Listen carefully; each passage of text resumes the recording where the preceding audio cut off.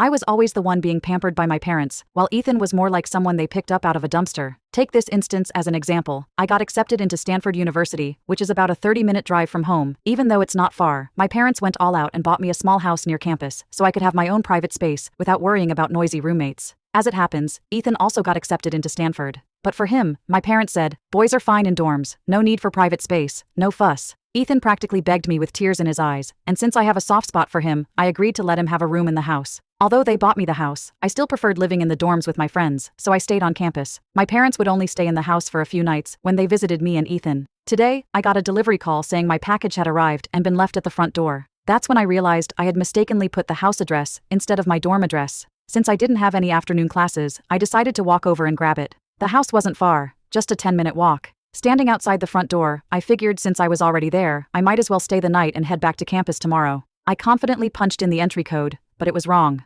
Not thinking much of it, I tried again. After 3 failed attempts, all showing incorrect, I knew something was off. I snapped a picture of the error message and sent it to the Sterling family group chat. Before I could even type a message, Ethan called. "Is the lock broken or something? Why does it keep showing the wrong password?" I asked, frustrated. Ethan hesitated on the other end, sounding nervous.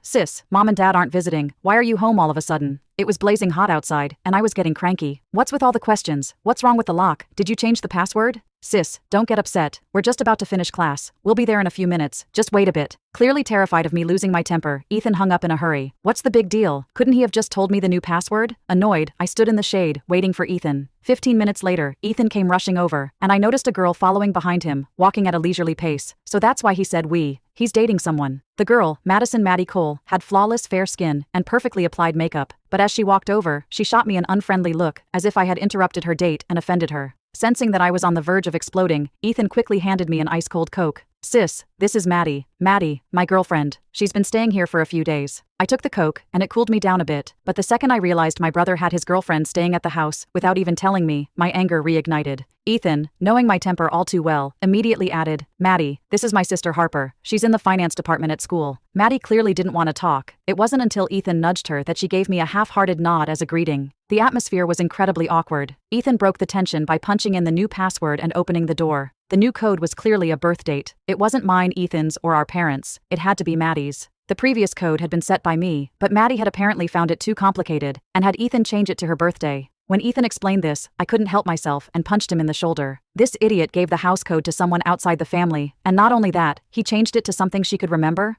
Ethan, sensing my irritation, resorted to his usual tactic, playing the pitiful little brother. Fine. I'll let it go this time since Ethan seems to like her. After all, it was our first time meeting. Who knows if we'll even see each other again. No need to make things too hostile. But as soon as I stepped into the living room, I was in complete shock. Can someone explain why everything was pink? I had hired an interior designer to create a sleek, minimalist look. Now, the walls were covered with tacky country-style paintings and posters. Cheap, mismatched decorations hung everywhere, like something out of a bargain bin at a discount store. I swallowed my anger and walked inside. Ethan followed behind me, but kept quiet. I glanced at the staircase and saw my books scattered all over the steps. The table had an empty cup of instant noodles on it, with one of my expensive hardcover books underneath it, being used as a coaster. What enraged me the most was that the upstairs suite, my room, had become their bedroom. The second floor had a shared bathroom and a master suite with a walk-in closet and private bathroom, which was originally mine. Now it was a complete mess, and they had replaced the bedding with a hideous, bright red set. Surveying the scene, I saw that my vanity, which had been lined with my collection of skincare products and makeup, was now nearly empty. "Where's all my stuff?" I asked, pointing to the now bare wall where my perfumes and lipsticks had once been neatly displayed. "What, did you eat my lipstick? Use my perfume for a bubble bath?"